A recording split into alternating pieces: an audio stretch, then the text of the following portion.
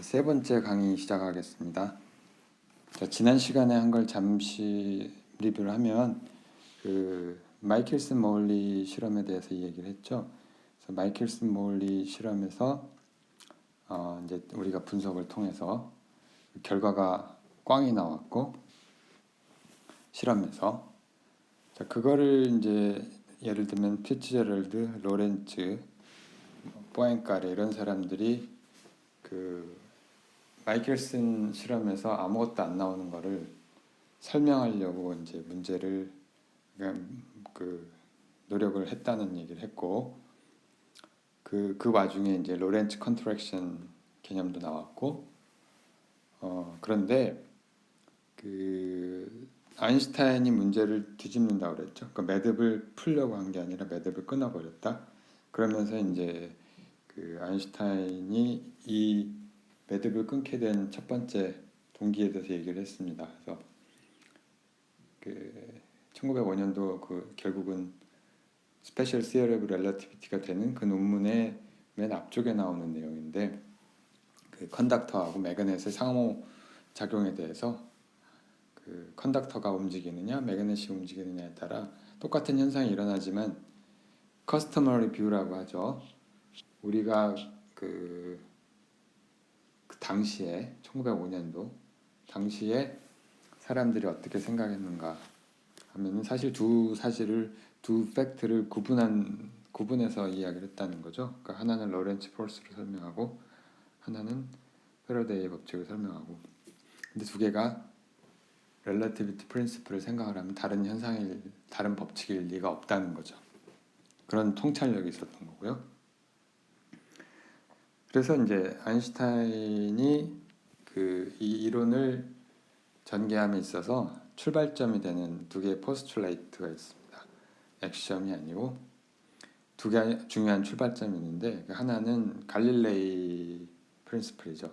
갈릴레이안 인베리언스라고 부르는 물리 법칙은 모든 레퍼런스 프레임에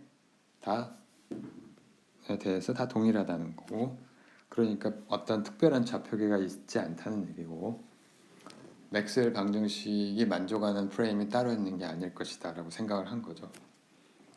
아인슈타인은 이게 만약에 갈릴리안 인베런스가 역학에 적용이 된다면은 당연히 모든 법칙에도 다른 법칙에도 적용이 될 거라는 생각이고요.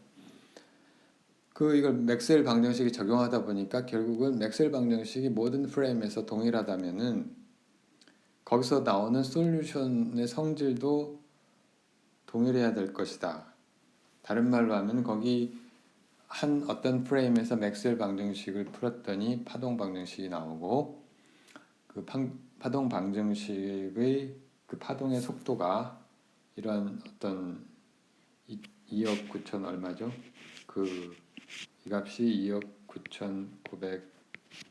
9,979만 2,458 미터 퍼 세크가 나온다면은 다른 프레임에도 똑같은 방정식이 나오니까 똑같은 빛의 속도가 나올 것이다. 그러니까 그렇게 생각을 했어요. 이 두 가지가 출발점입니다. 그러니까 2번은 어떻게 보면 1번을 좀 더 구체적인 상황에 맥스웰 방정식에 적용을 한 거죠.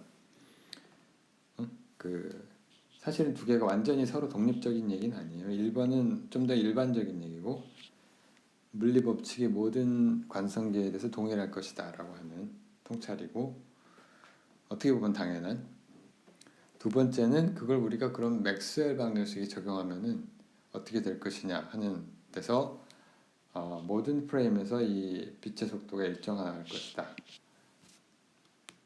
근데 그렇게 된 거죠. 그러니까 에테르는 필요 없고 에테르를 생각하는 순간 렐러티비티 프린시플이 깨져버리는 거죠. 그렇게 생각을 한 거고요. 그래서 이 두 가지 사실로부터 엄청난 결과가 나오죠. 이제 100년이 넘었는데 오늘날에는 너무나 이게 숨쉬는 물리학자들에게는 숨쉬는 공기와 같은 이론이죠. 스페셜 시어리 오브 렐러티비티가.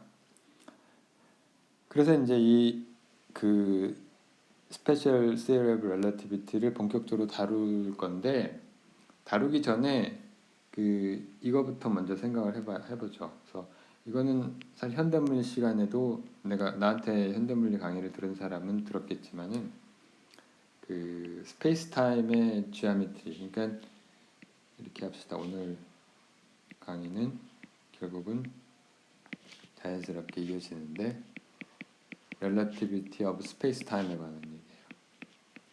스페이스하고 타임이 아니라 스페이스 타임이라고 불리는 이 스페이스 타임의 어떤 특히 두 번째 빛의 속도가 모든 프레임이 동일하다고 하는 게 이 스페이스 타임의 성질에 어떤 영향을 줄 것이냐 그걸 이제 따져보는 거예요. 그래서 현대 물리를 시간에 이야기를 하긴 했는데 다시 이건 리뷰를 하고요.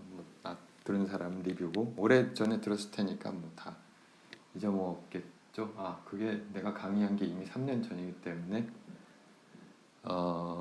이걸 듣고 그걸 듣고 다시 이 강의를 듣는 사람은 많지 않을 수도 있겠어요.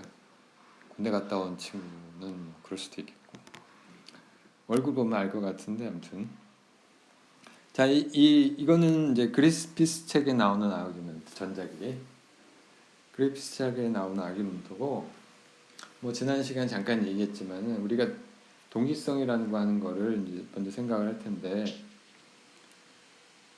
동시성이라고 하는 게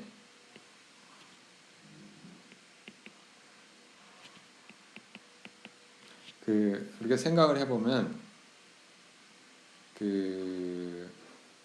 동시성이라고 하는 거 우리가 익숙하죠. 근데 익숙한 게 사실은 이 일루전, 환상일 수도 있다는 거예요. 그냥 우리한테 익숙할 뿐이지 우리한테 익숙한 게 반드시 사실은 아니니까. 근데 우리가 만약에 동시성을 실제로 우리가 확보하려면 시계를 같이 맞춰야 되잖아요. 그럼 같은 자리에 놓고 같은 위치에서 시계를 맞추는 거는 뭐 괜찮은데 그렇죠? 하면 되죠. 근데 나하고 안드로메다 너무 머니까 뭐 한 금성쯤으로 합시다.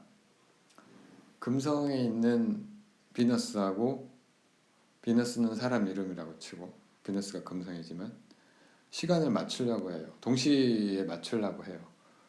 근데 이게 애로사항이 있죠. 일단 시그널을 주고 받아야 되는데 한번 왔다 갔다 하는 시간에 뭐 10분씩 걸리고 하니까 계절에 따라 다르지만 요새 같으면 아마 10분쯤 걸릴 거고 그러면은 그 10분보다 짧은 시간 10분보다 짧은 시간 여기 지구가 있고 여기 이제 금성이 있는데 요새 금성이 반달이에요. 실제로 반달인 건 아니고 자 여기서 이제 내가 시그널을 줘야 될 거 아니에요. 시계를 맞추려면 근데 이게 10분이 걸린단 말이에요. 그러면 이제 이게 10시다 하고 있으니까 10시 10분이구나 이렇게 맞추면 되긴 하겠죠. 그렇죠? 그러고 다시 맞췄다 하고 이제 보내면은 10시 10분에 맞췄구나 하고 10시 20분에 이제 신호를 받겠지. 그쵸? 뭐 이렇게 하면 될 것 같긴 해요. 그렇지만은 잘 생각해 보면은 그러면은 내가 진짜로 이 시그널을 보낼 때 그 금성의 비너스는 뭘 하고 있는지 도저히 알 수가 없죠. 그게 정말 동시였는가 생각해 보면은 사실은 이 빛의 속도가 모든 프레임에서 일정하다는 걸 생각하기 전에도 이미 뭔가 동시성을 생각하는데 약간 불편한 점을 느낄 수가 있어요. 같은 자리에 있는 것들의 동시성은 이제 문제가 안 되는데 멀리 떨어져 있는 것과의 동시성이 문제. 사실 아인슈타인이 이 문제를 생각하게 된 동기가 여러 가지가 있는데 잠시 옛날 이야기를 하면 당시에 이제 20세기 초 19세기 말 아인슈타인이 하던 일이 뭐냐면은 시간 맞추는 일이었어요. 실제로 특허청에서 시계. 근데 그 시계에 관한 특허가 그때 막 나오기 시작했는데 왜 그랬냐면은 그 기차가 발달을 하기 시작했죠. 1880 몇 년인가 처음엔 선로가 넓어서 유럽에 이제 기차망이 깔리고 있는데 이게 엉망진창인 당시는 이제 표준시가 제정되기 전이고 그 엉망진창인 거예요. 그래서 예를 들면은 내가 베른역에 가보면은 시간이 세 개가 있는 거예요. 뭐냐면은 베른의 시계가 있고 기차에 딱 올라갔더니 뭐 파리행 기차가 있어요. 런던행이라고 합시다. 그 런던행 기차는 런던에 또 시간이 있어요. 그런데 또 뭐냐면은 그 런던에서 출발할 때 아니 그 베른에서 또 출발하는 하니까 그 또 중간